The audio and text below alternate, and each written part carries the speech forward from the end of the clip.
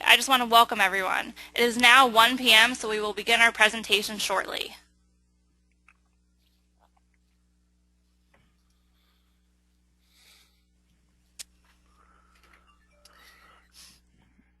Today, on August 5th, we will have our presentation on zoning statutes, sustainable development in rural and suburban communities, given by Daniel Spitzer.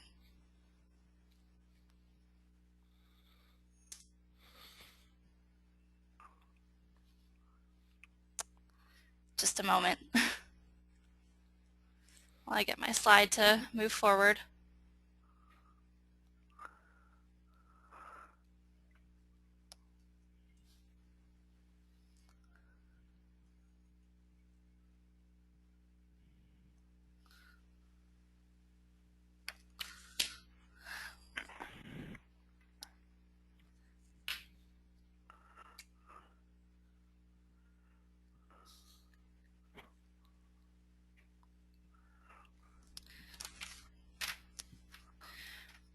Okay, for help during today's webcast, please feel free to type your questions in the chat box found in the webinar toolbar to the right of your screen or call 1-800-263-6317.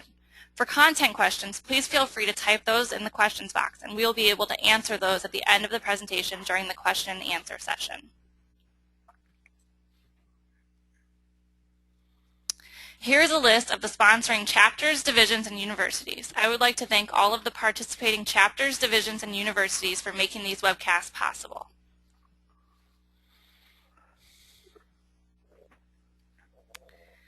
As you can see, we will have several webcasts coming up in the next month or two.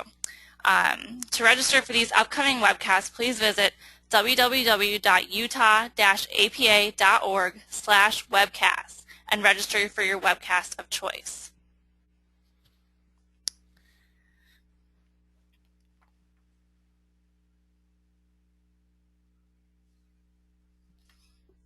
Follow us on Twitter @PlanningWebcast to receive up-to-date information on the Planning Webcast series, sponsored by chapters, divisions, and universities. To log your CM credits for attending today's webcast, please go to www.planning.org/CM, select today's date, August 5th, and then select today's webcast, Zoning Statutes for Sustainable Development in Rural and Suburban Communities. This webcast is available for 1.5 CM credits. We are recording today's webcast, and it will be available along with a 6-slide per page PDF of the presentation at www.utah-apa.org/webcast-archive. At this time, I would like to introduce Arthur Buckley, who will introduce our speaker for today, Daniel Spitzer. Hello, and thank you for joining us for today's webinar. It is my distinct pleasure to introduce today's speaker. Daniel Spitzer is a partner in the environment and energy practice of the Hodson Russ Law Firm. Mr. Spitzer concentrates his practice on a variety of issues involving environmental law, renewable energy, land use law, municipal law, and real estate development. He has drafted numerous local statutes incorporating smart growth principles. His renewable energy work from project inception through successful litigation includes some of the largest wind farms in the eastern United States. He has also worked on landfill, gas to energy, biomass, and solar projects. He recently successfully represented a municipality in a case of first impression, successfully upholding the municipality's right to regulate power generating facilities based on greenhouse gas emissions. Mr. Spitzer is a frequent speaker and author on renewable energy, land use and zoning, and green building issues. Mr. Spitzer. Thanks a lot, Art, and thank you very much for having me today. I greatly appreciate this opportunity. Good afternoon, everybody. It's a great pleasure to talk to you about a topic that I think is very important to all of us, which is, although we use the term sustainable development, it's really how do we do a better job of running our communities financially? How do we do a better job of running our communities so that in the future we can achieve the type of livable communities we want, given the constraints of our current society particularly financially. So the intent of the program is to explore the benefits of sustainable development for rural and suburban communities. Too often discussions about sustainable development center on cities. The city of New York has rightly garnered a lot of attention for its programs through the Greener Greater New York and the other programs, and there's a lot of discussion about how greater density within cities allows those communities to achieve a sustainable development. But rural areas and suburban areas can also greatly benefit from these principles. And in fact, a lot of the cost really of unsustainability, of sprawl in particular, are imposed on the rural and suburban communities. But without completely rewriting the book, there are ways of addressing this. That's what I hope to do today, and I certainly hope we're going to have a great discussion and lots of questions. We're going to examine the mechanisms and strategies for incorporating sustainable development principles by means both mandatory and voluntary into your community's land use process, and ways to get developers wanting to build green in your community. So what do we mean by sustainable development? If you've looked at the term at all, you've probably noticed that it's been criticized as being so broad as to be meaningless, that it can envelop anything, that a lot of people claim their development is sustainable, really are just rewording what they're doing, so-called greenwashing, if you will, that they're really not changing anything, they're really not improving anything. So what do we mean when we use the term sustainable development? Well, there's a number of definitions that I think are appropriate for what we hope to discuss today. The General Services Agency defines sustainable design as seeking to reduce the negative impacts on the environment and the health of comfort of building occupants, thereby improving building performance. The basic objectives of sustainability are to reduce consumption of non-renewable resources, minimize waste, and create healthy, productive environments. These are good goals to go by. GSA goes on to talk about some of the specific principles that are very related in terms of land use for sustainable design. Optimal site potential, non-renewable energy consumption minimized, using environmentally preferable products, from day one planning to reduce waste, protecting and conserving water, have to stop looking at stormwater as the enemy and start looking at it as a resource, enhancing indoor air quality, optimizing operational and maintenance practices.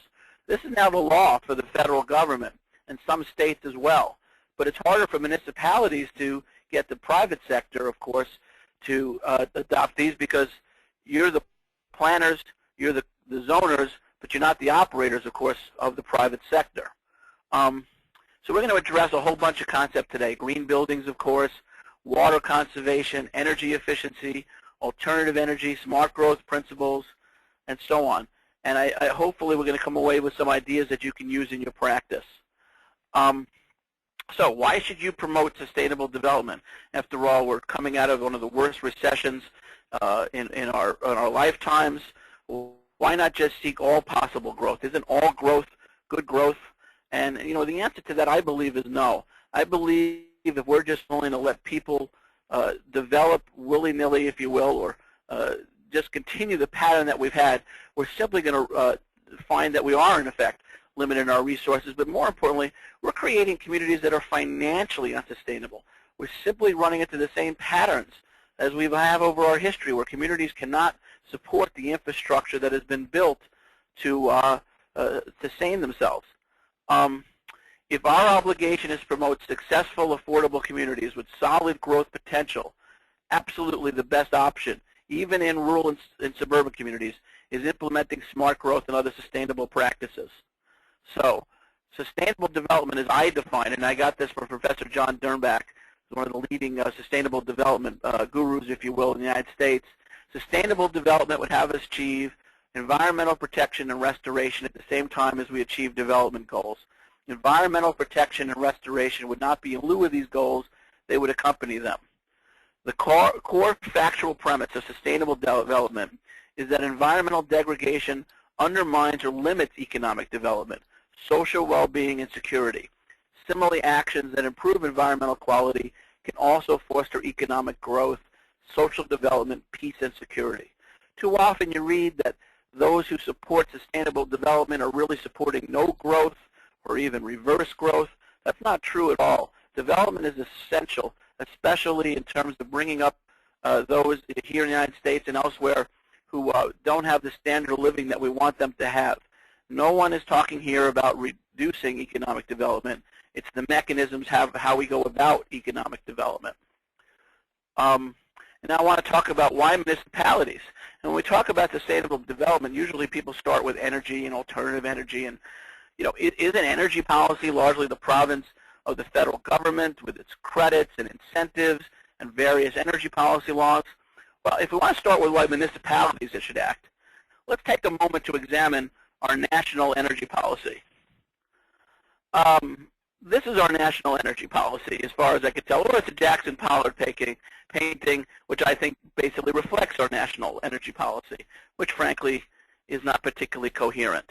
Ever since the 1973 oil embargo, Congress has passed one energy policy law after another, saying we're going to increase energy efficiency, but mostly we're going to reduce our dependence on foreign oil supplies. We're going to be energy secure.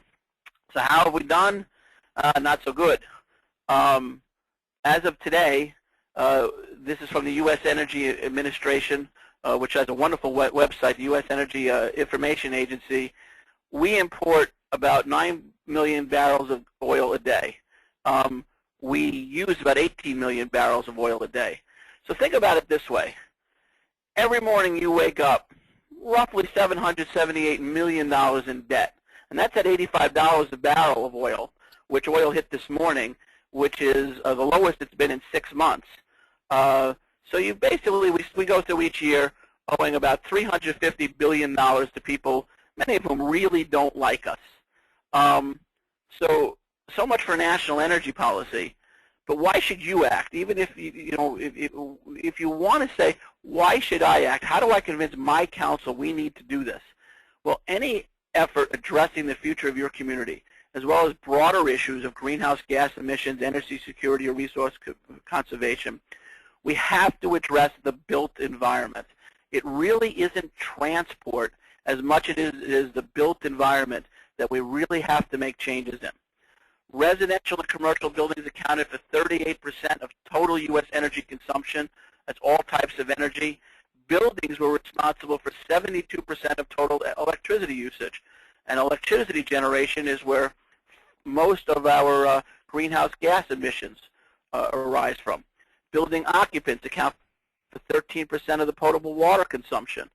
According to the EPA, and this is actually an old estimate, it's the last one they did, construction and demolition debris alone, just what we're throwing away from our construction projects, is 136 million tons a year. And this is a rather startling statistic, this last one, that is we look at green buildings and sustainable buildings that we need to really think about. 40% of all office sick days are related to poor indoor air quality. Literally the idea of one person gets sick and everybody gets sick. And studies have shown consistently that if you improve air quality, you can improve the quality not only in your municipal building but in private buildings. This study estimated that $200 billion a year could be saved by improving air quality. Other reasons why you should take the lead. Municipalities are simply the best suited agencies to address the built environment. We're the ones who are on the ground, both in reviewing and approving land use applications, administering building codes, doing the planning, sitting with the developers in terms of their goals. We're the ones who have to provide the sewer and water service. We're the ones who have to plow the roads or pave the roads or otherwise take care of the services. We are the built environment that is creating these issues. Therefore, we should take the lead. And keep in mind that local government may be the only government that private sector deals with on many development projects. And if it's important to you that projects involve proper public participation, particularly large projects, we're virtually the only level of government where that's charged with ensuring public participation in the review process. So you have a lot of responsibility. But here's something else, and this is what I want you to really think about when your council members or your leaders say to you, why are we doing this? Green means green. Every municipal official has a fiduciary duty to deliver public services at the lowest cost. Implementing sustainable development principles will save your taxpayers money. They'll save utility ratepayers money. You're going to have shorter roads. You're going to have less infrastructure. You're going to have less sprawl. That all translates to less tax dollars spent. It also translates to higher property values. This is the lesson that you take to these people. Green means green. And that's why this is not just in these days a luxury. These kind of principles that we're going to talk about today are essential. It also falls upon us because of what I call the planning paradox. We can green our own buildings. The federal government, a lot of the state and local governments have really moved on in terms of LEED certifications to really try to create greener buildings. And a municipality can green its own buildings and operations. But land use planning relies upon the private sector. We plan, we authorize, we license, but they build and they invest. And we have to create that mix of carrots and sticks that's going to entice private capital to build the sustainable community we want. This is not by any means an easy task. If it was, we'd all have wonderful communities looking exactly the way we all want them to. It's not easy to get the private sector. Think of the typical developer. They generally want to build and go. They don't want to invest additional funds up front because the people who buy their homes or buildings may save money down the road. It's simply not within their profit structure. So we're going to talk about ways to, through mandatory means and through incentives. Incentives are the way to get people to do things. Sometimes in the environmental world, we create some very perverse incentives. A good example is in Europe, where as part of their efforts to deal with greenhouse gases, they created the clean defense mechanism, and they paid people, in effect, to clean up certain gases. And so a number of companies in India were literally creating pollution just through certain gases in order just to get paid to destroy those same gases.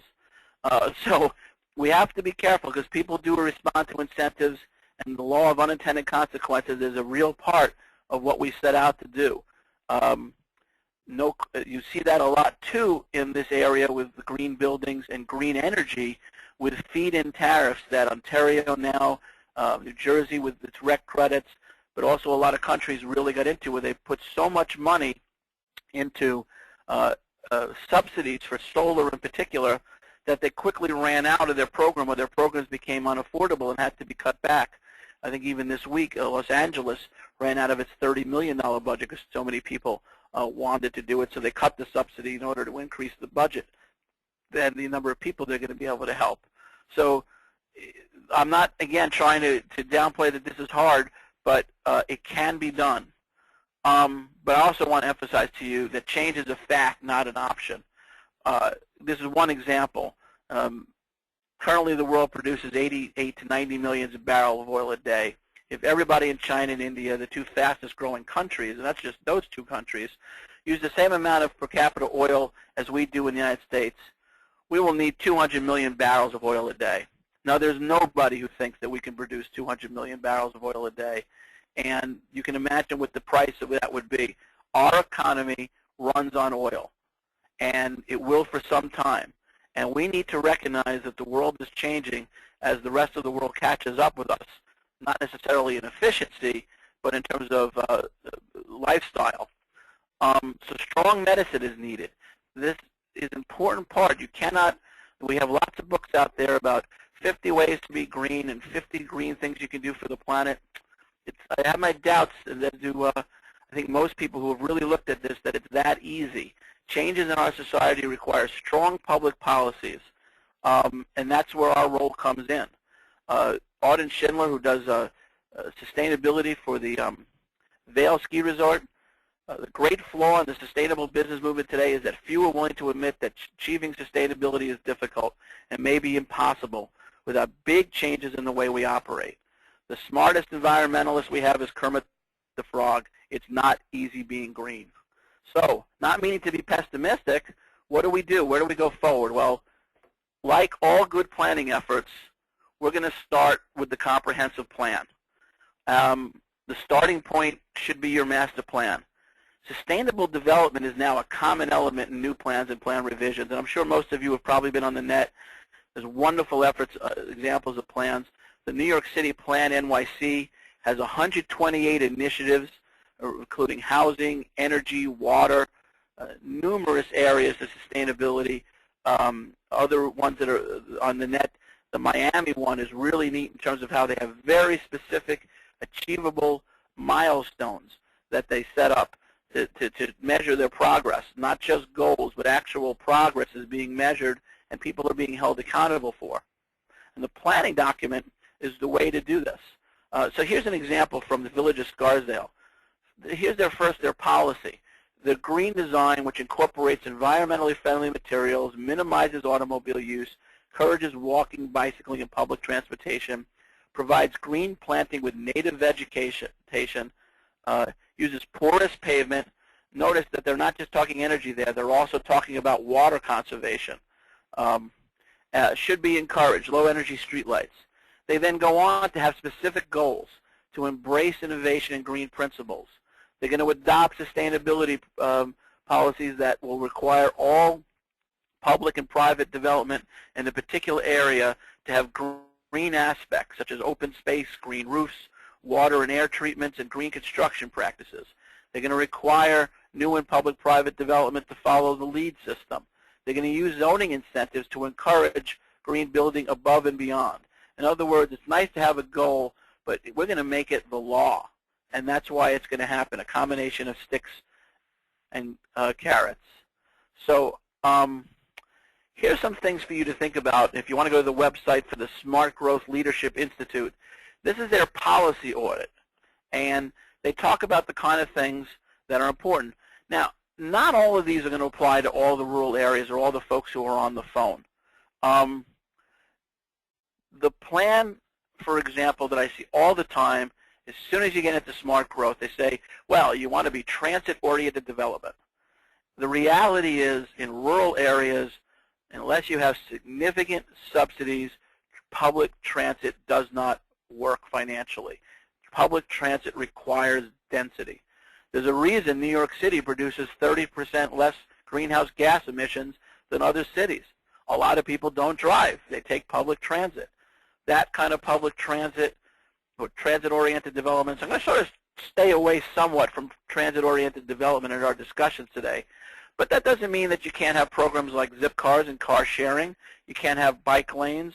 You can't have other things that to plan. Certainly small communities within their communities can encourage walkability. You don't have to have everything car-centric. You can have specific areas that are not. Land use. Does your plan allow and encourage mixed land uses? Are you encouraging density in those parts of the town? Can you have home occupations so that people can walk to the dentist's office? I used to walk when I was a little kid to my dentist's office. He was halfway between my house and my school. And I lived in a suburban area on Long Island. Affordable housing. Does the plan promote attainable housing? We get to incentive zoning. Affordable housing is one of the great things that we can do. You give people additional density in return for producing housing for low and moderate income households.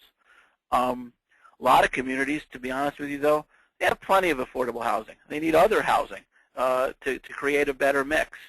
And so a lot of incentive laws focus on affordable housing, but you can use incentives, you can use smart growth to encourage a mix of folks. These are some other ideas. Community character. What is it you want your community to look like, and how are you making sure your zoning policies and your plans pull that off?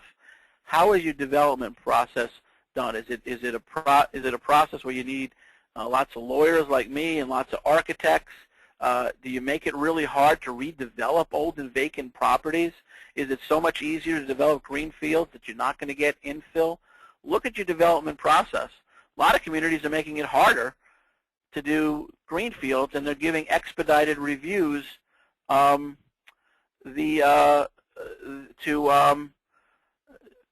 encourage infill, to encourage redevelopment of historic properties.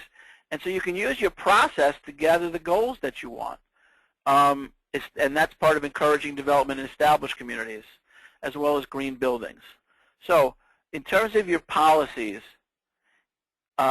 if you want it to happen, this is where it starts. Now, I know the reality is it's not easy to get a community to invest in a new comprehensive plan or even an amendment of comprehensive plans.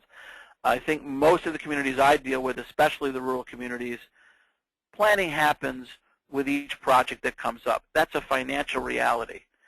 You can still use this checklist when you get into projects.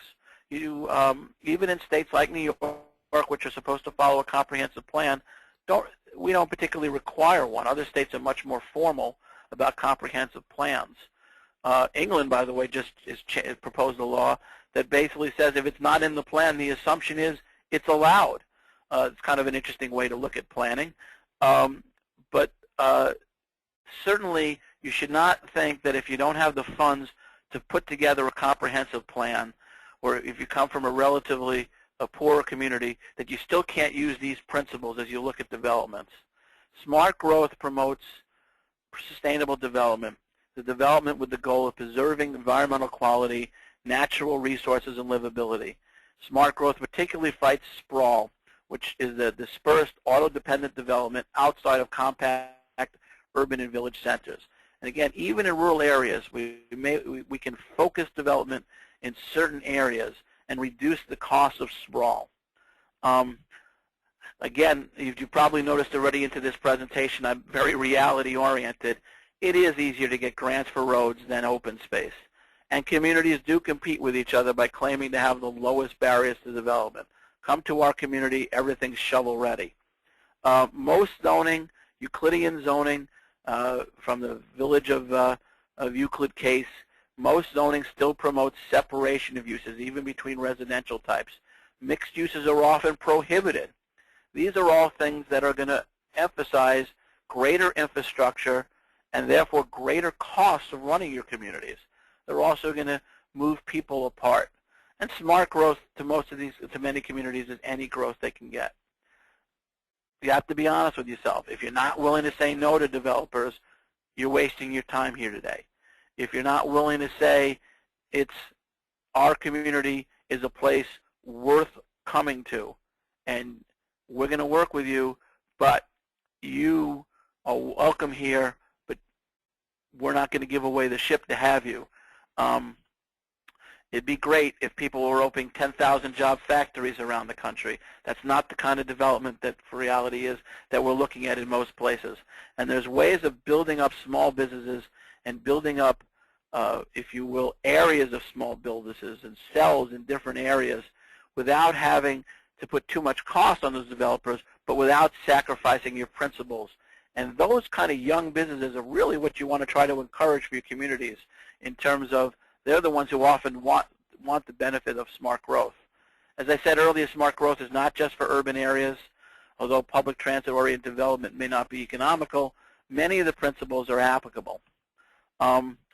Strategies for smart growth, incentive zoning is one that you'll hear me promote again and again. Incentive zoning to encourage balancing of benefits and impacts, promote infill. Changing your zoning to promote mixed uses, flexible setbacks, site development standards. I'm going to get into some very specific examples for you as we get into this a little further.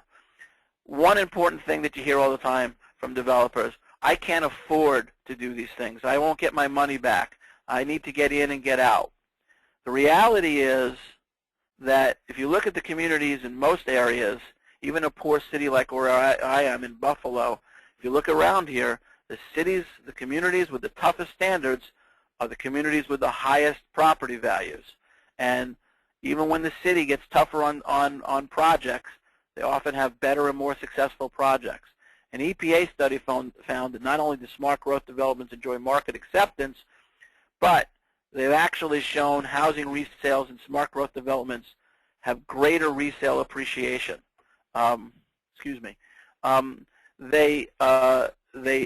enjoy that because people want to live there. That's what it's all about, and that's what we're trying to create here. So I know you're going to hear that story from your developers. You're going to hear that story from your leaders in your communities. Again, even when you have areas where you impose more costs, you have the ability to increase profits through incentive zoning, increase density bonuses, relax standards, to make it profitable and preferable for developers to go to those areas. So let me talk about incentive zoning formally. I don't want to assume that anyone knows what I'm talking about. I don't know, obviously, everybody's level of knowledge as to the particular concepts. And I realize that different states have different enabling legislation, but incentive zoning is one that's found in most areas. Incentive zoning can take many forms, including the standard found in most zoning enabling legislation. The key is a promise usually of greater density in return for a particular community development. If you build condos and 10% of those condos are reserved for low-income people, we will let you build 10% more condos. If you build a green building home that's LEED Silver certified or above, we will expedite the review process and waive building permit fees. So relaxing of the development standards. You create a financial incentive in return for the benefit to the community. Now, New York has, for example, has a formal incentive zoning law that lists all the different types of community incentives that are appropriate. One project I worked on, a company bought a new snowplow. Another project I work on, a community that's an island in a river, has an incentive zoning that says if you give the public access to the river, increased public access to the river, we'll let you have another floor in your building, we'll relax parking, we'll trade that community benefit for a profit-based benefit. That's the whole idea. Some call it contract zoning. That's not an unfair statement, but this is authorized contract zoning.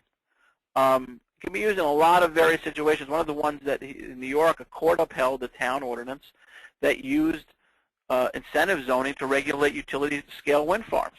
They specifically said in their law that if you want to build a wind farm, there are some negative connotations in terms of visual, in terms of noise, and therefore the community as a whole needs to receive benefits commensurate with what we consider to be the impacts on the community.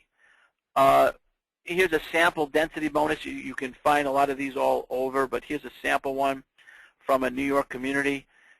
10% increase over the base lot count normally allowed if the houses adhere to the New York State Energy Star guidelines or its low-impact development guidelines or LEED standards as they may be amended. In other words, you build energy and water-efficient homes, and we're going to make it more profitable for you. We're going to find a way that you recover the cost of that better home and you increase your profit. And that's the kind of community that developers want to be in. Let's talk about now how do we use incentives to encourage smart growth. And so I'm going to talk about redevelopment and infill programs. By redevelopment, I mean the use of previously developed land, trying to avoid green fields. And infill in particular means construction on underutilized or vacant land between existing structures. Perhaps you had a lot where you tore down a building that was become derelict, and or you have it simply was so run down it had to be destroyed. So you have spaces. Redevelopment and infill promote sustainable communities by promoting use of vacant land or existing structures in already built areas rather than greenfields. Your community has already built the infrastructure for these areas. By putting new developments in these areas, you can increase your property tax base, you can increase all of your working capital as a community, but you avoid the increased maintenance costs of new roads and utilities.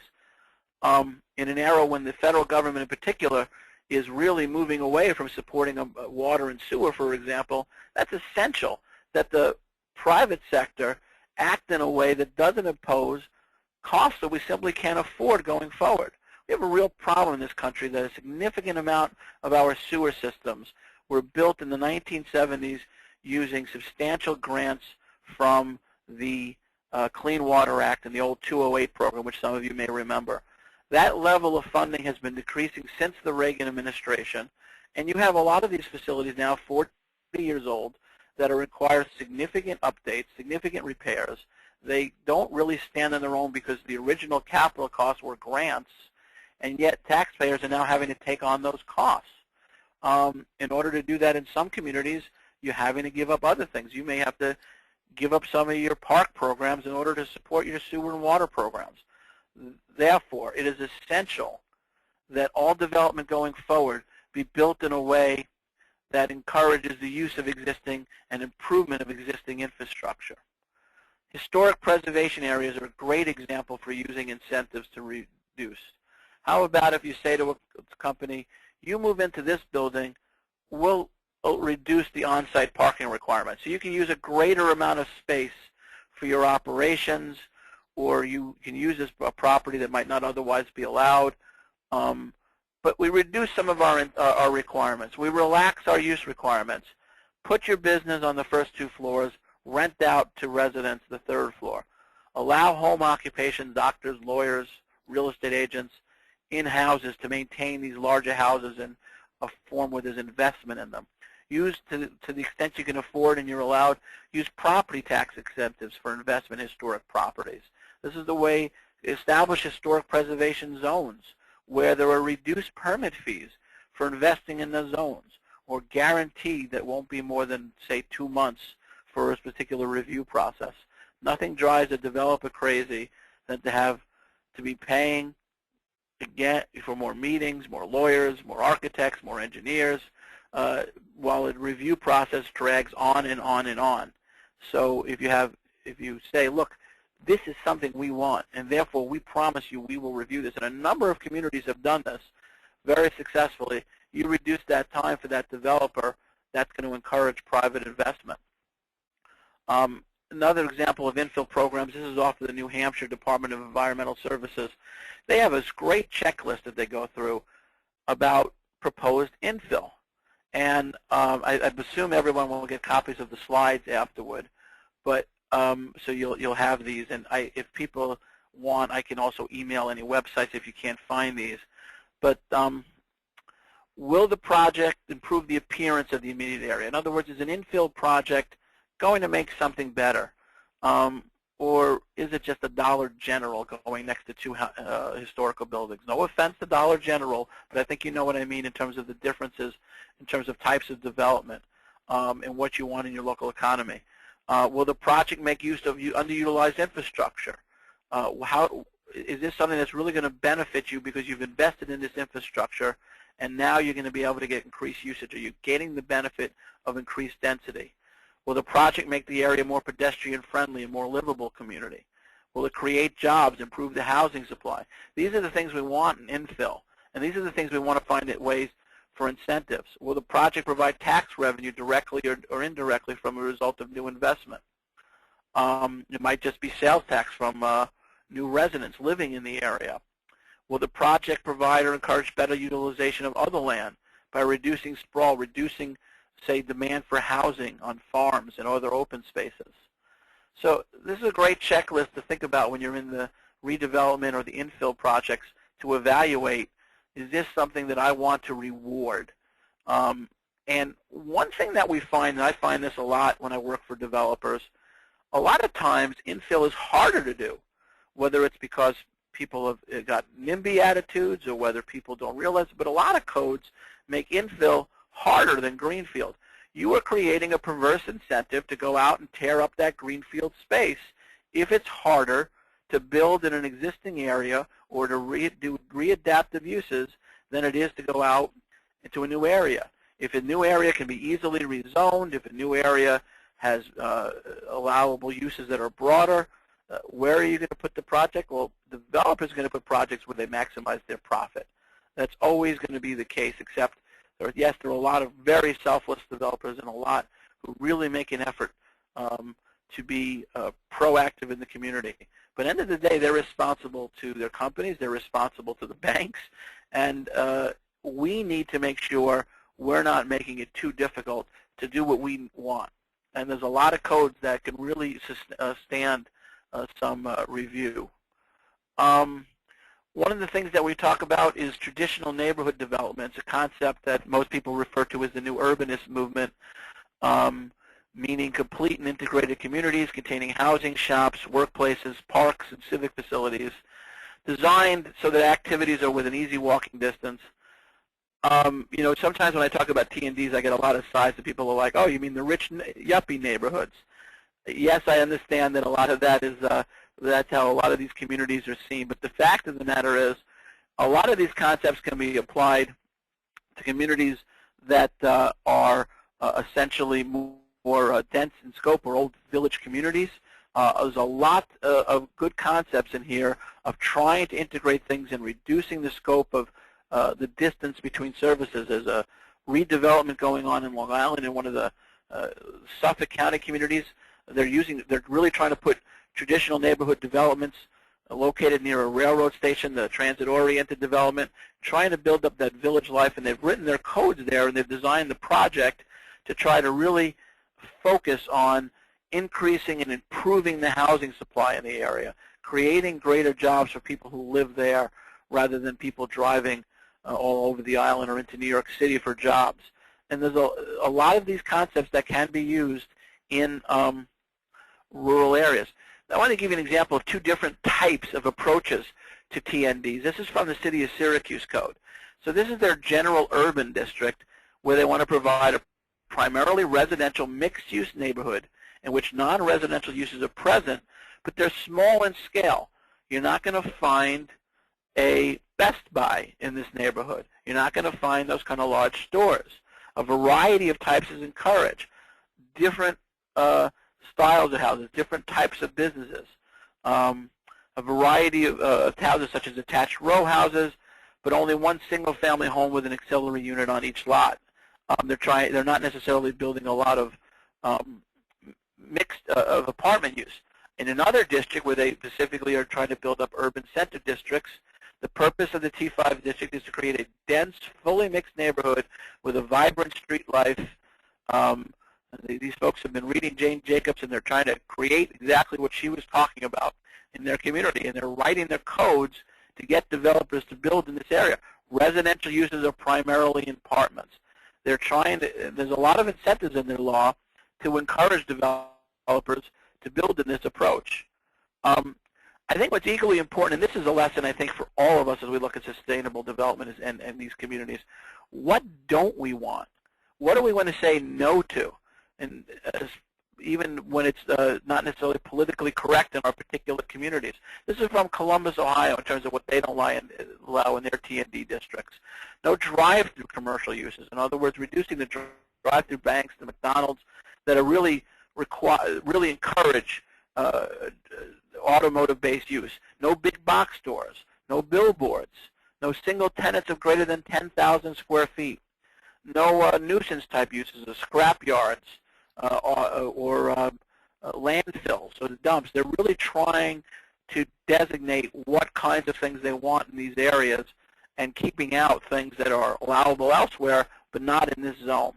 So they're designing and thinking about what do we want and then writing the code to make it happen. And they're putting faith in their ability to attract developers who will make it happen the way they want. Another tool, I'm sure most of you are used to, but this is a great way to encourage smart growth and reduction in sprawl, and that's to use cluster developments. And not just a cluster development, but to require developers with adjoining developments to try to set up their cluster developments in a way so that 2 or 3 centers of density within the cluster development adjoin each other. So you create a little hamlet, you create a walkable area. Cluster development allows greater flexibility in subdivision approval for the purpose of achieving more efficient use of land containing unusual features. So for example, if you have wetlands on a property, you stay away from the wetlands, you stay away from the steep slopes. If there's areas with nice views, you stay away from those unique areas, and you allow greater density, you allow smaller setbacks. You, in effect, put the same amount of development that you would get on the larger parcel in a smaller area. And what you get is you save dollars for your taxpayer. You save dollars for your community. You don't have as big a road. Well, that means you don't have to plow as much. That's a very big cost. There's a lot of little communities I work with in upstate New York. Virtually their entire municipal budget is their plowing, the highway budget and the plows. They don't provide a lot of other services, but that's an essential service. if their subdivisions are built in a sustainable manner and it with smaller streets, they literally save money on fuel, they literally save money on personnel costs, and increase the life of their equipment. We preserve open space this way, and it can be used with other tools like incentive zoning to create compact mixed-use communities, really sort of trying to create the density that you need to do a lot of things that otherwise aren't available. Art, I'm not sure how we're doing on time. If you have questions or anything, I'm assuming at some point you'll interrupt me whenever you have questions at all. Going forward, I want to talk about going green. Let's see. What do I mean by going green? Isn't everything we're talking about going green? No, I'm talking about specifically here the idea of requiring green buildings. How do we get developers to build green buildings? How do we get developers to build developments that really reduce the amount of water use? How do we go about and do this? And this is an area where your code is an essential tool, and you can really encourage developments, but you can also really require them.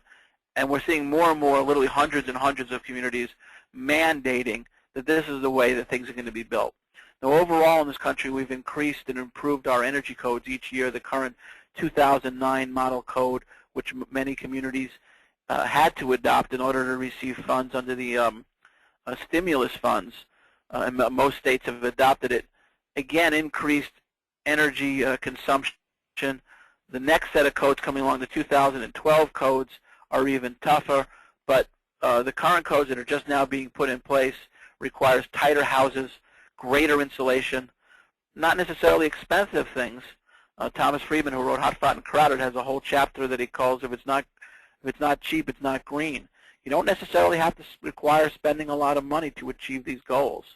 Communities can take a number of steps, and what we've seen most often is the development of green building standards. So how do we get into this? Why do we do this? Why do we look at this? Well, there's numerous model energy and building codes that are out there. So you have the legal structure you need. You don't have to go out and invent the wheel. You don't have to pay consultants to design the standards that you want, or the water savings that you want. You can take a lot of recognized and usable codes and employ them to create the kind of community you want. You want to encourage or require green buildings, you've got to have a standard or other benchmark to measure performance. What's a green building? Well, a green building is something that reduces energy consumption as compared to a standard building. So how much energy savings, how much water savings, etc. Determining if a building is green requires a benchmark against which the newer improved structure can be measured. Now, this is not a new concept, I'm sure, to most of you who think about it. Every building that gets built now is measured against your zoning code, your setback requirements, your height limits, your other requirements. It's also measured against your building codes in terms of how it must be built, the structure, the electrical requirements, and the like. But these systems go a lot further, and they're comprehensive systems that can serve as a template for your code, saving time and expense in establishing standards. You're also dealing with standards that a lot more people are familiar with. Most architectural firms of any size these days have someone who's familiar with LEED or Green Globes or the National Home Building Code or other standards that are becoming commonplace. The AIA forms are starting to incorporate a lot of these into construction projects. So they're becoming more mainstream. And employing these permits you to have a faster implementation of green building requirements than if you were just sort of using the official building code and municipal zoning regulations alone, where you were hiring a team to work for you. So let's talk about some of the issues with green building codes. Most communities get into LEED, the Leadership in Energy and Environmental Design. And the U.S. Green Building Council, which has promoted this system over the years, really deserves a lot of credit for creating a movement towards green buildings, for creating public attention. But the LEED method, particularly for homes, there's a lot of people who have a lot of problems with it and don't think it goes far enough. It used to be, for example, that you could get LEED certification without getting any points for energy efficiency. Now you have to get at least 2 points are required in that category, but compared to the 2009 Energy Code, that's only 10 to 14% better than that code. So it's not always the best system, and it may not be what you want. You have to consider what is it that you're trying to accomplish. Let's assume for a minute that you're in a community that's dealing with combined sewer overflows. The story out yesterday that St. Louis signed a $4 billion consent order. Cleveland signed one for $3 billion a few months ago. A lot of communities are facing incredible costs to upgrade their aging sewer and stormwater infrastructure. LEED doesn't necessarily require the maximum efforts to address that situation. Some of the others that we're going to talk about in a few slides, particularly adopting the EPA's WaterSense program, go further than LEED requires. So look at these as templates, but don't necessarily look at them as the other way to go. Also, one of the things that's very important from a legal point of view is to consider how you adopt these. If you adopt a requirement of actually requiring projects to register with and obtain a certification, there's a number of things to consider. And some of this depends on the state, but it's very problematic. First of all, the LEED system takes time. The certification, often the final certification, can take months afterward.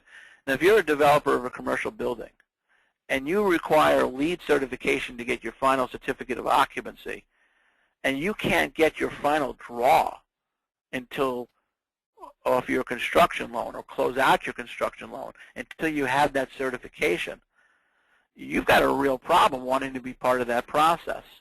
Moreover, there's concepts in law known as a delegation principle where municipalities should not be turning over governmental functions to non-governmental entities. The LEED system has a particular appeal process and a particular way of doing it, but it's not a public, judicial-backed system. And there's real concerns whether or not communities in most states have the legal authority to, in effect, turn their building code systems over to a private entity. Moreover, it costs a lot to go through LEED.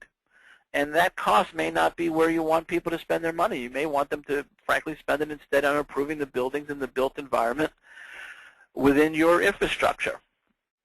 So let's talk about that. How do we get around it?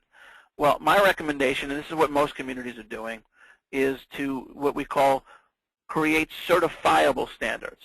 So you create a standard that says you will get an architect or engineer to demonstrate that the design and construction of a project would obtain a LEED Silver status if it went through the requirements.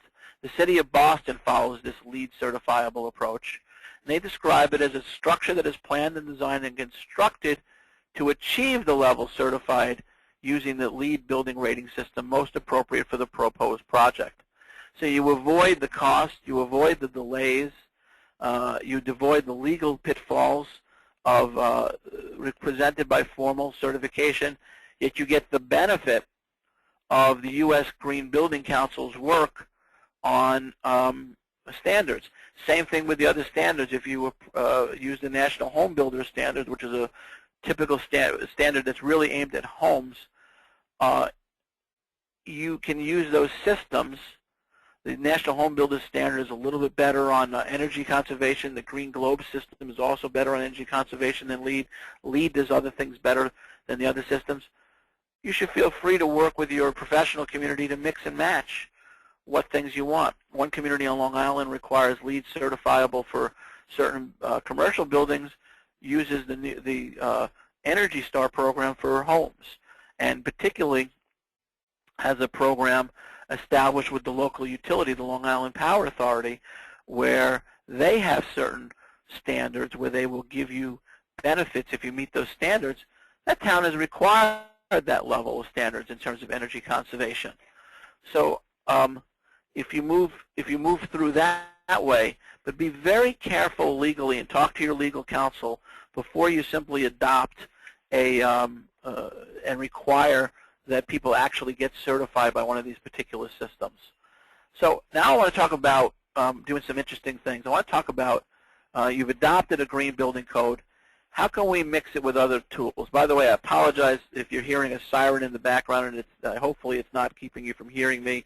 I am in downtown Buffalo, and it is sometimes there's some loud siren, so I apologize if you've had any problem the last couple of moments hearing me.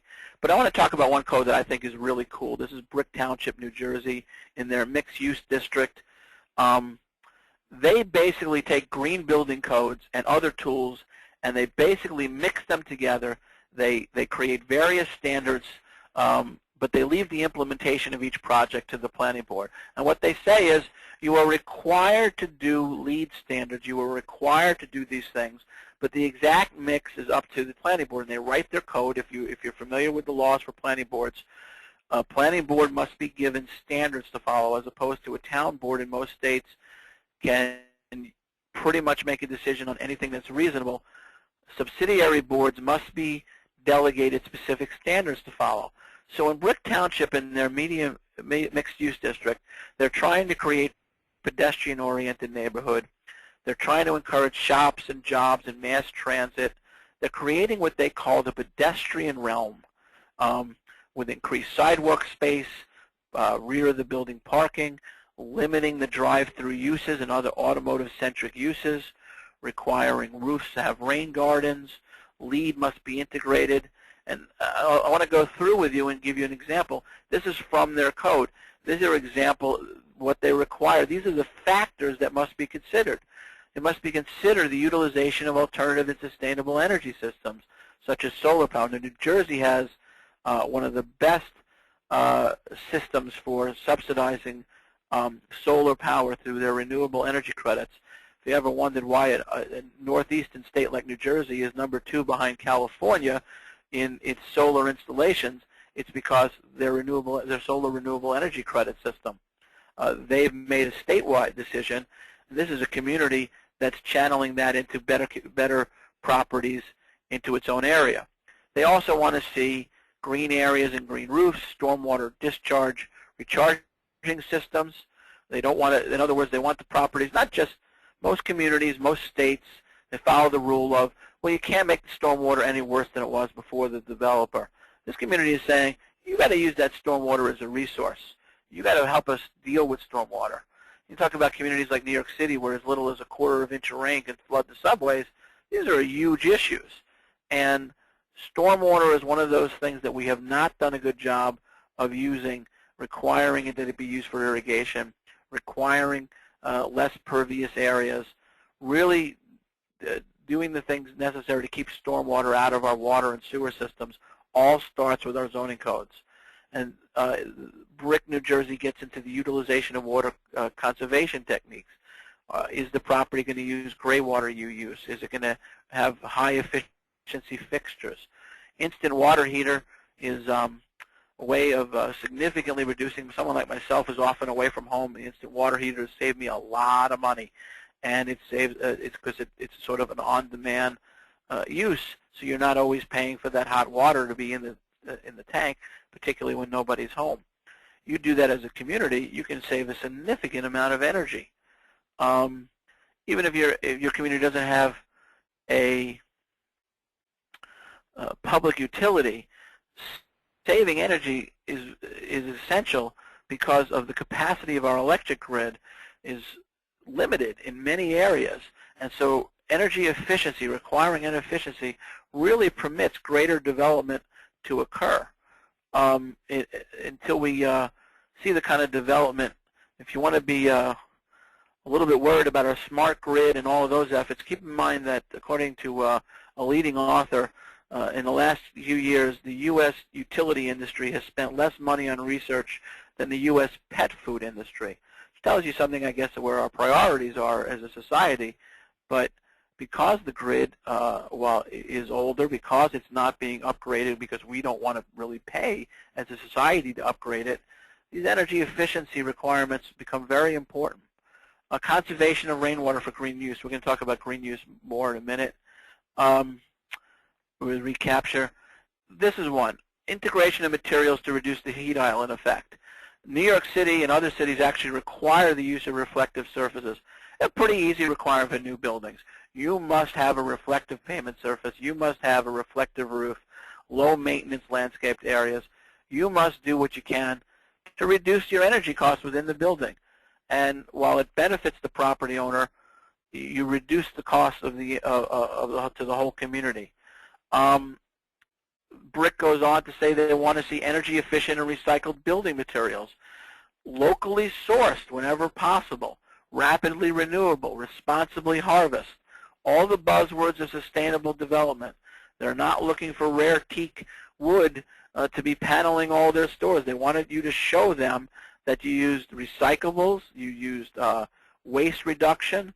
A number of cities, I think San Diego is one, have waste reduction laws where you have to show them in each building project that you have submitted to a construction recycling center a certain percentage of your waste stream, and you've limited that waste stream, and you pay a waste fee up front, and you get the fee back if you meet the requirements of minimizing waste.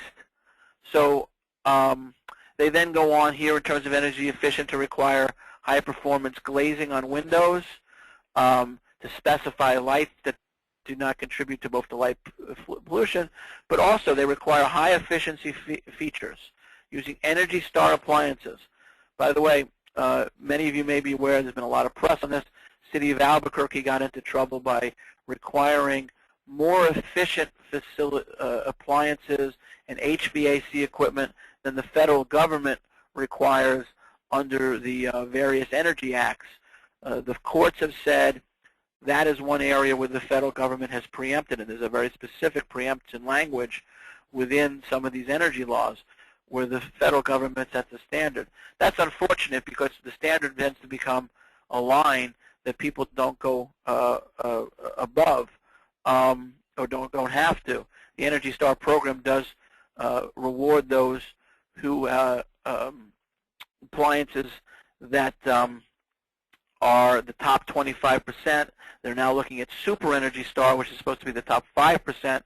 If you require the use of Energy Star appliances and you follow the federal standards, or you give if you give bonuses for using the Energy Star appliances and the like, you're going to significantly decrease water and energy usage, and you're going to increase the value of these properties. Well, I mentioned indoor air quality. There are specific standards from ASHRAE of how to reduce indoor air pollutants. If you look at the Living Building Challenge, which the Cascadia Region Green Building Council has put out, the Living Building Challenge is a building that literally is zero carbon use, zero water use, as far as you can go in terms of an off-the-grid, zero emissions building. They've got this extended list of materials that cannot be used, and that's a list that's easily adaptable. And it's not just formaldehyde or some of the more obvious emissions-emitting materials. They've got a very comprehensive list of materials that introduce pollutants into the working environment. LEED has methodologies for airing out buildings prior to their going into use that you can write into your laws. You can really increase the health of your community by imposing these standards or rewarding developers for including them in the standards. So hopefully you understand why I like the standard under the Brick New Jersey. They sort of incorporate everything, and they tell the developer, come to us, show us how you're going to meet this these requirements in the mixed-use area. Excuse me. Water conservation and stormwater. I mentioned this before. We've really got to change our attitude about stormwater. It is a major problem. It is a major cost, and we have got to change around the way that developers use it. It's got to stop just sheet and into the sewer with our parking lots. We need to have more pervious areas within our parking lots. If you go over to Europe, just about every country requires a lot of parking lots to actually use pavers with dirt literally in the spaces. And you know, it's greater maintenance cost on the property owner, but you have a lot less runoff from those properties. There's a lot of things, again, that you can do for water conservation. If you reduce your parking requirements, I mean, assuming you allow a Walmart, for example, I mean, do you really need 1,000 spaces out there or some of the other giant parking lots that some of these super Walmarts have? And I'm not by any means picking on Walmart. I'm just using an example of a big box store, a Target or any of these. Do you really look at your parking requirements? You reduce your parking requirements, you're reducing your stormwater runoff. So look in particular zones in particular. Is your parking encouraging greater drainage runoff? Is your parking encouraging more use of automobiles than you need? Use incentives also. This is the one from New York City in particular.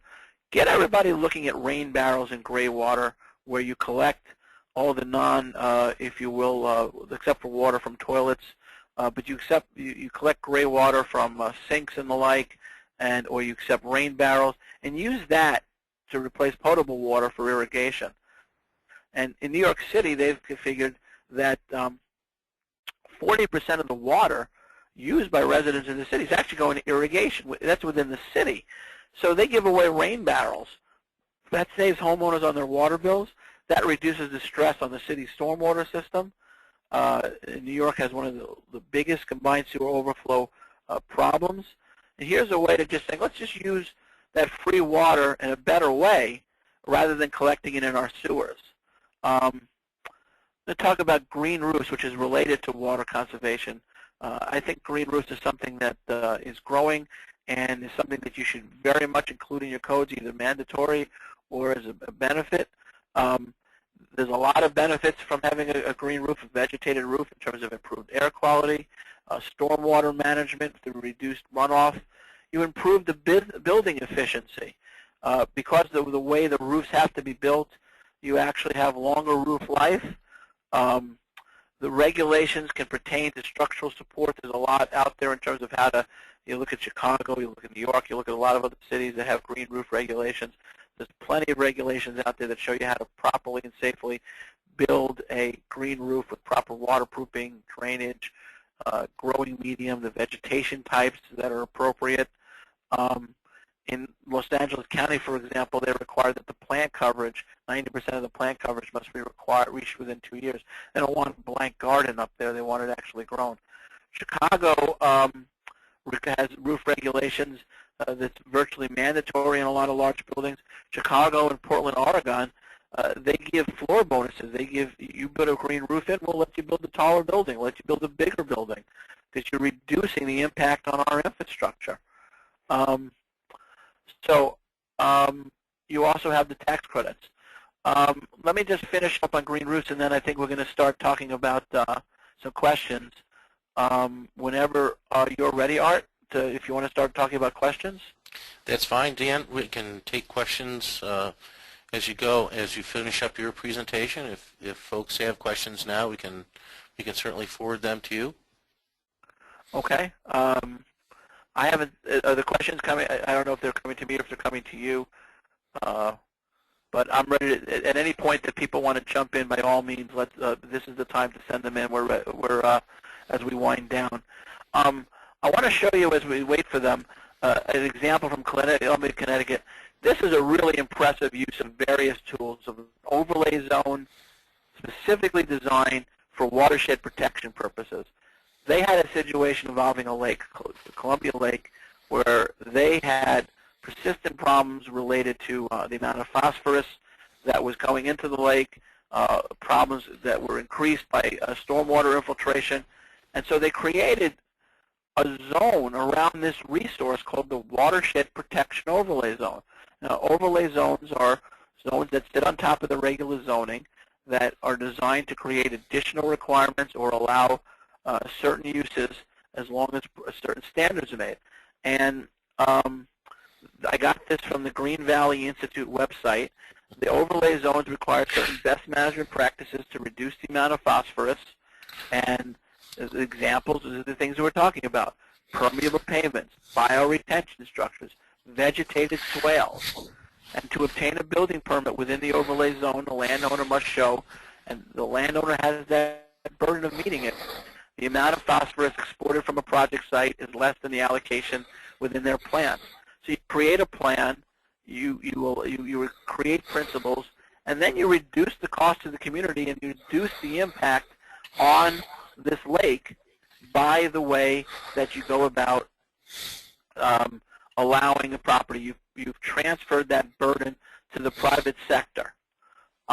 Another example is in terms of water conservation. The potential for water usage reductions is substantial, lowering the cost of maintaining both water and sewer systems. Everybody knows about the EPA Energy Star program. Not as many people are aware of the Water Sense program, which is sort of the water equivalent. But New York City, for example, has required that effective in July 2012, about a year from now, all plumbing fixtures have to earn the Water Sense label. And these are structures that, of course, are highly, if you will, water savings. Give you an example. Typical toilet uses about 3.5 million gallons per flush. A low flush toilet uses 1.6 gallons. So the EPA says, you change to a high efficiency toilet, you reduce toilet usage by over 50%, indoor water usage by about 16%. For a family of four, that's 15 to 20,000 gallons a year. So here's what the city of Tampa, Florida did, and there are other cities that have done this also very successfully. They replaced nearly 27,000 toilets, saved over 800,000 gallons of water per day, with cumulative savings over 20 years of nearly 6 billion gallons of water.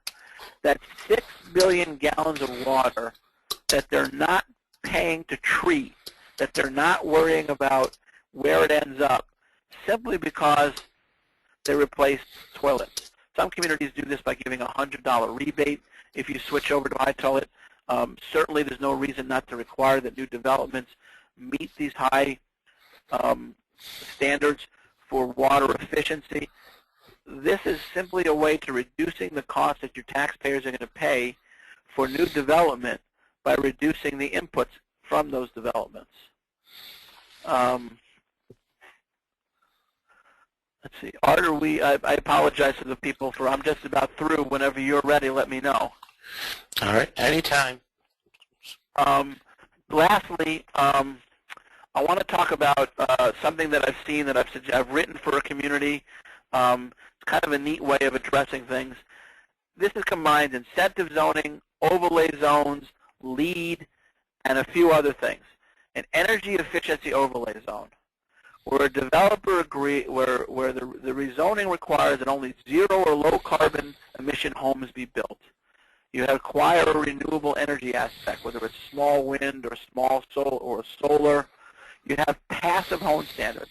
For those of you not familiar with the passive house standards, which are super insulated homes that rely on very efficient heat transfer systems on their air efficiency, and we have one in Syracuse. There's a number of them around the country. These homes basically rely on body heat and the heat from appliances to heat them.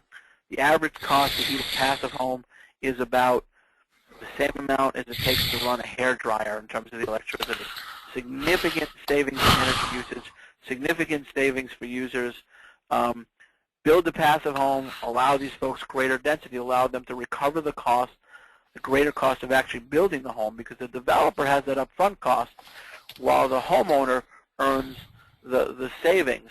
So reward the developer by allowing greater density. Require Energy Star appliances. And if you may require LEED certified, but you may want a lot tougher standards. For example, you may say, no, it's not good enough to be LEED certified of a certain level and only get the minimum 2 credits. You have to get at least 4 or 5 credits in the energy efficiency category. There's a lot that you can do with these codes. So you create an overlay zone for a developer. You allow them greater density. You put a lot of these things together like a TND type standard, and you're going to have a very high value community within your midst that's going to be very low impact on your community budget. Hey, Dan. Art, I'm ready when you are. Yep, go ahead. I'm not sure if Art is able to see the questions, so I'm just going to go ahead and facilitate them. The first question we have, is it all realistic to believe more oil drilling will occur in the United States? Are there any advances on biofuel technology using construction and farming waste to create fuel? Okay, let's take them one at a time. There is a political football going on, obviously, in terms of whether or not to open up the various areas where we know there are available resources. Shell this past week got permission to drill in the Arctic from an administration that's generally considered to be pro-environment. The last administration was looking at opening up the Atlantic coast to drilling. It's a political question. There's a lot of books you can read on the end of oil and the end of peak oil. What pretty much everybody agrees on is we're at the end of cheap oil, the lower cost oil that was very easy to get. I think there will be greater oils. We have a lot of controversy in our state and a lot of other states about how to deal with the Marcellus shale and the other natural gases that are available from fracking because of the potential environmental impacts from fracking. And there's a lot of impacts on communities, and this is an area that Art in particular has spent a lot of time on. There's a lot of impacts on communities besides just from the fracking. There's also significant issues related to the truck traffic and to the wastewater and to a lot of other things. So a lot of communities are dealing with that. That natural gas boom, though, has really changed the equation in our country of gas. So I think there will be more drilling, particularly in the natural gas. In terms of biofuels, it always seems like, and we're always just there. We're just, another couple of years we're going to be there. Certainly biodiesel is available now from a variety of stocks.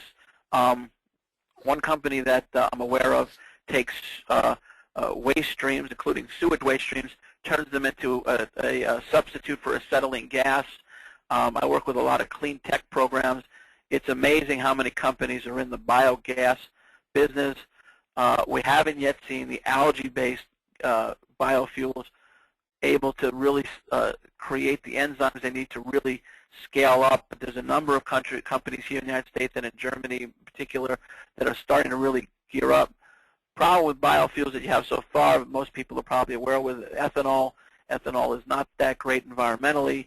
It has certainly been a great deal for the farmers, but it's very heavily subsidized. It doesn't just have a credit like a lot of energy sources do. It has a credit.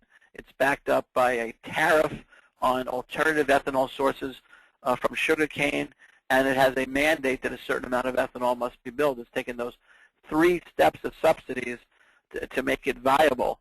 And most people don't feel it's either economically or environmentally viable.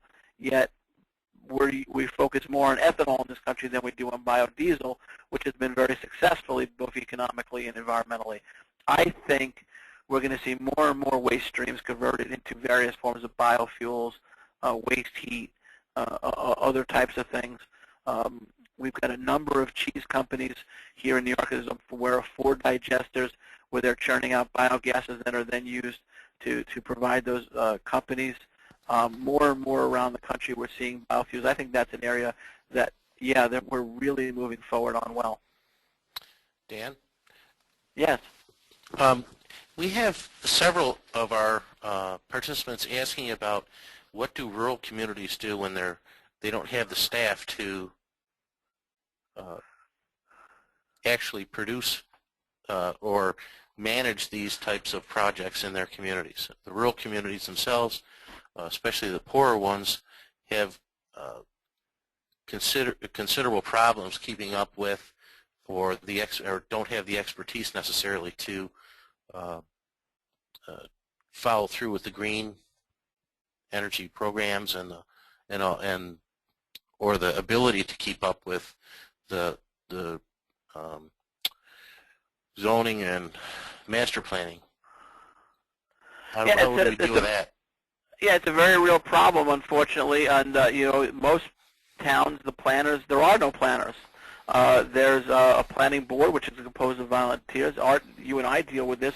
Art, you're the head of a regional planning board where I don't think there's a single community in your county that has a professional planner other than yourself at the county level.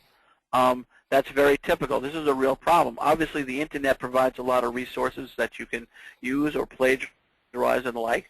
One of the things you have to look at, and this depends on your state enabling legislation, when projects come in, most states will allow you to have the review fees charged to the developer. Look at your codes carefully and make sure your taxpayers aren't paying for the cost of reviewing development. The beneficiary should be paying, the developer should be paying for the cost of the system. New York and other states have specific limits. They're not profit-making ventures, but they also have specific requirements where you're allowed to enact legislation. So the first thing is look at your code and your state law and make sure that you're doing everything you can to recover costs from particular applicants. Beyond that, I think a lot of what we do is things like this. Get together with your fellow groups and work on plans and projects together. I belong to a listserv, for example, of various planning attorneys. I belong to a listserv of municipal attorneys. And there's times where I'll just put a question out. Have you ever dealt with this? Have you ever dealt with this? And I get some great answers. There's often state officials as part of those listservs. There's a lot of people who have run into situations before. There's some very creative. It's frankly a way to get a lot of free legal services in terms of the municipal law one that I belong to. You get some of the brightest minds in the state and thinking through your problems. I'm not in any way trying to limit the problem. It clearly is a problem, especially in communities where we have a balkanization of communities, and with home rule, the development burden is on those communities, and they may not have the resources to carry it. But you need to turn to your fellow planners, you need to turn to the internet, and you need to make sure that you're not subsidizing the developer by failing to recover the costs from them to the extent you're allowed to in a particular state.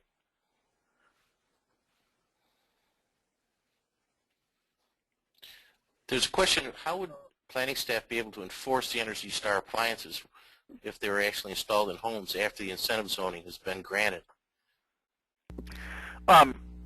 One of the real problems we face in green buildings, and New York and City has really wrestled with this, is we really only control things up to the point of construction. And that's why you occasionally see studies that say green buildings performing less than expected. We can't control tenants. We can't control people who decide to buy humongous energy inefficient refrigerators. You can only control what your state allows you to control at certain points. You can create incentives and require, for example, the first set of appliances to be energy efficient. You cannot stop someone from running their air conditioner with the windows open. In New York City, by the way, if in the summer, if you have your doors open of your commercial enterprise and your air conditioner is on, they will give you a ticket. They enforce it against commercial businesses. But the reality is you do have limits on enforceability. Now, there's a number of things that people can do. One of the things that you do, and again, this is more aimed at commercial than at residential, one of the things is to require what's known as commissioning. This is being made mandatory part of LEED and some other programs. Commissioning is in effect a mandatory period prior to the, if you will, the opening of a building where systems are really put through their paces by experts, where the HVAC is really run, all the equipment is really run by people who are the environmental experts, the energy experts, to confirm that all of that equipment, all of that other stuff runs as proposed. A number of laws are now requiring commissioning to prove that. There's a number of good articles. The one I mentioned, Arden Schindler, before, he did one, I believe, on the GRIT website where he talked about how commissioning can save a lot of money. Commissioning is one way to make sure that at the beginning of a project you're really getting what you promised. So look at putting that in. The New York City has a law that says commercial buildings on a rotating basis, but basically every year, have to provide the amounts of their energy usage. Now, there is no law that says if you use above a certain amount, you must change that or you must upgrade your energy. Mayor Bloomberg actually proposed such a law, but the Common Council balked at that. So, but there is a reporting law. And the goal of the city is, if that information is public, that the marketplace will act as an incentive, that people will want to be located in buildings with greater energy efficiency in order to save money. So the marketplace will create an incentive. Have to be honest with you, I'm not totally sure, but even on the New York law of the legalities of requiring that information and allowing it to be made public, something you need to look at. But that type of benchmarking has been used in a number of areas to do this. So you can look at commissioning, you can look at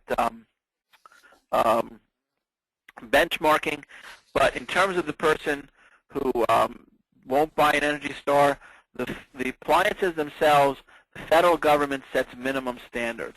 The days when the really low efficiency equipment could be purchased and used really are gone. And it's fascinating to see what the federal government has achieved in there. Refrigerators is a good example. Refrigerators have gotten bigger and bigger over the years. The average size refrigerator has gotten larger and larger. They've also gotten more energy efficient and cheaper to run even as they grow in size on average. So the federal government has upped its standards.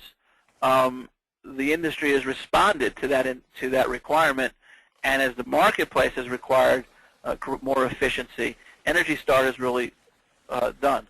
But the one thing we can't do through excuse me, through zoning is regulate behavior. Now, if you have a municipal utility, that's the whole point behind smart meters and time of day pricing and making use of electricity during peak periods more expensive and encouraging people to run their appliances later at night.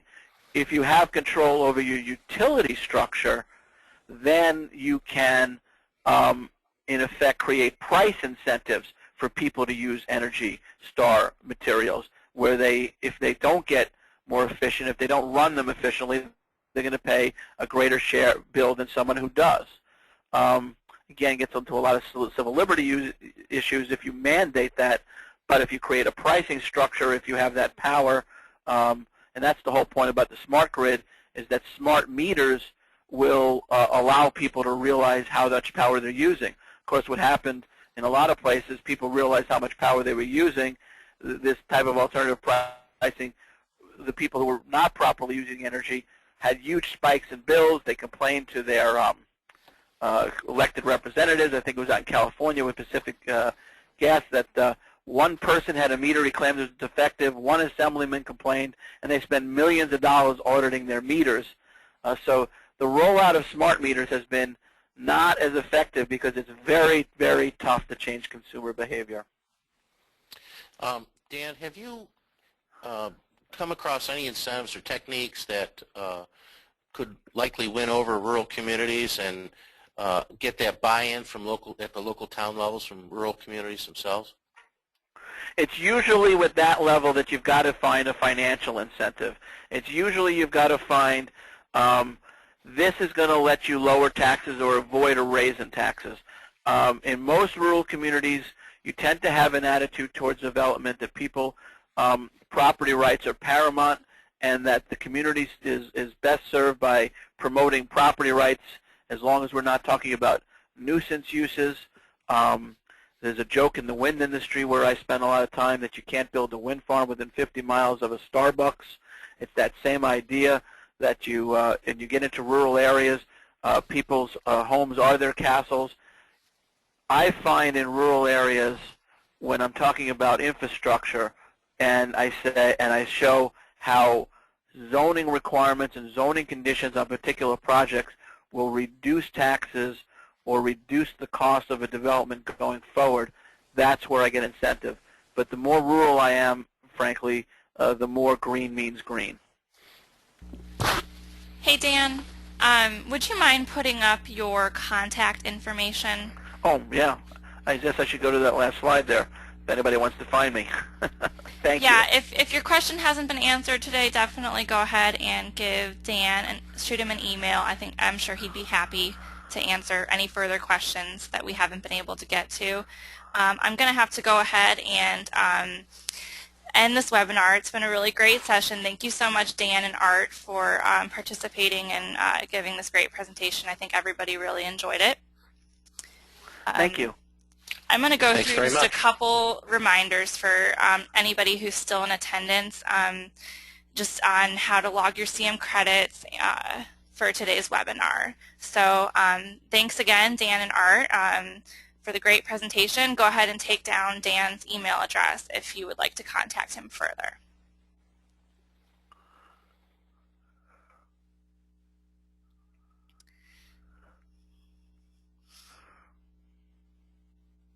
I'm going to go ahead and switch over to how to log your CM credits. Okay.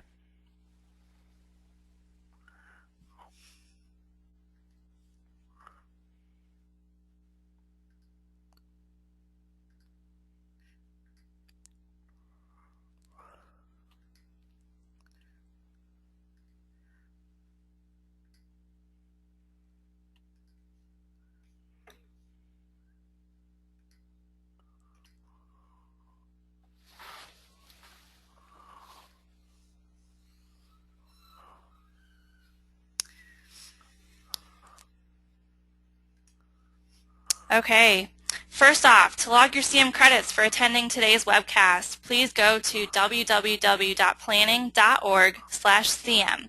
Select today's date, August 5th, and then select today's webcast, Zoning Statutes for Sustainable Developments. This webcast is available for 1.5 CM credits. We are also recording today's webinar, and you will find this recording along with a 6-slide per page PDF at www.utah-apa.org/webcast-archive. This concludes today's session, and I want to thank everyone again for attending.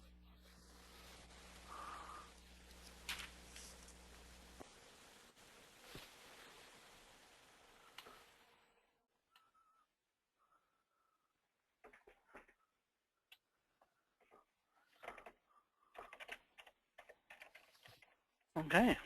Are we out, so to speak? I guess. Jennifer? Or, I mean, Brittany?